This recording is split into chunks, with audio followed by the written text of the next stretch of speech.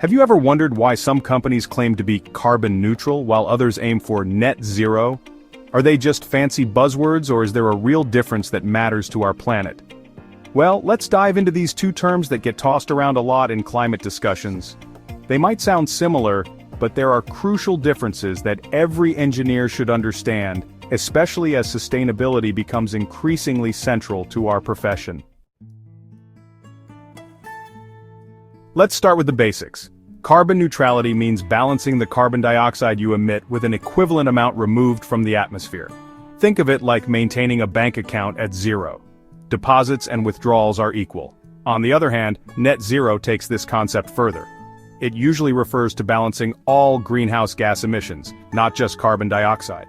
This includes methane, nitrous oxide, and fluorinated gases, converted to carbon dioxide equivalent for measurement purposes. The key difference? Scope. Carbon neutrality focuses on CO2, while net zero encompasses all greenhouse gases. So how do we actually achieve these goals? Well, for carbon neutrality, companies often rely on carbon offsets. These are investments in projects that reduce or remove carbon dioxide emissions, like planting trees or supporting renewable energy. It's like paying someone else to clean up your mess, but hey, it's a step in the right direction.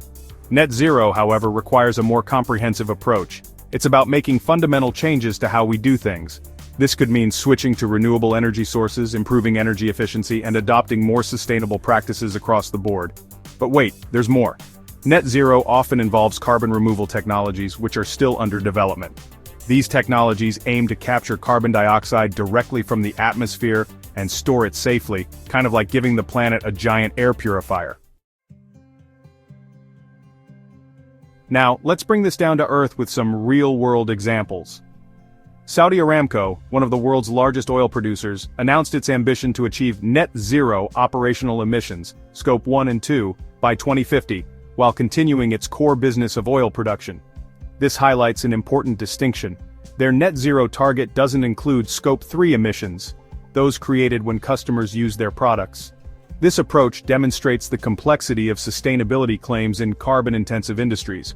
While Aramco is investing in carbon capture technologies and reducing methane leaks from its operations, the vast majority of emissions associated with their business occur when their products are used.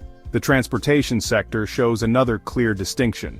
A carbon-neutral fleet might run on traditional fuels but purchase offsets. A net-zero fleet requires fundamental redesign, electrification, hydrogen power, or sustainable aviation fuels. Another cool example is the rise of net-zero buildings. These architectural marvels are designed to generate as much energy as they consume, often through solar panels or wind turbines. They're super energy efficient and often incorporate green building materials, making them a shining example of sustainable design. Now, before we get too carried away with all this green goodness, it's important to remember that both carbon offsets and net zero strategies have their limitations and critics.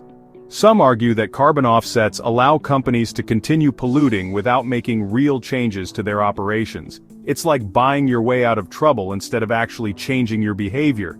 Net zero goals, while ambitious, can also be challenging to achieve. Critics point out that relying too heavily on future technologies, like carbon removal, could distract from the urgent need to reduce emissions now. As engineers, we need to acknowledge these limitations while working to improve measurement, verification, and technological solutions. So why is all of this important for future engineers? Well, you are the ones who will design, build, and innovate the solutions for a sustainable future. Understanding the nuances of carbon neutrality and net zero will be crucial in your work. Whether you're interested in renewable energy, sustainable transportation, or green building design, your skills will be in high demand. Clients increasingly ask for net zero-ready designs rather than just carbon-neutral solutions. This creates exciting opportunities like developing electric vehicles that run on clean energy, or creating innovative materials that reduce the environmental impact of construction. So there you have it. Carbon neutrality and net zero may sound similar, but they represent different approaches to tackling climate change. Carbon neutrality is about balancing the books by offsetting emissions, while net zero requires a more transformative shift towards reducing emissions and removing what we can't avoid. Our job is to develop the technologies and systems that make true net zero possible, not just through offsetting but through fundamental redesign. The journey towards a sustainable future won't be easy, but it's a challenge we must embrace together.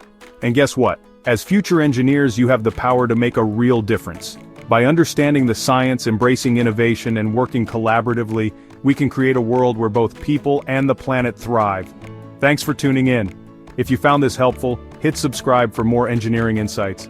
We'd love to hear from you in the comments. What's the most creative or effective carbon reduction strategy you've seen implemented in your industry? Or if you're working on a net zero project, what's been your biggest challenge? Share your experiences below, and let's learn from each other.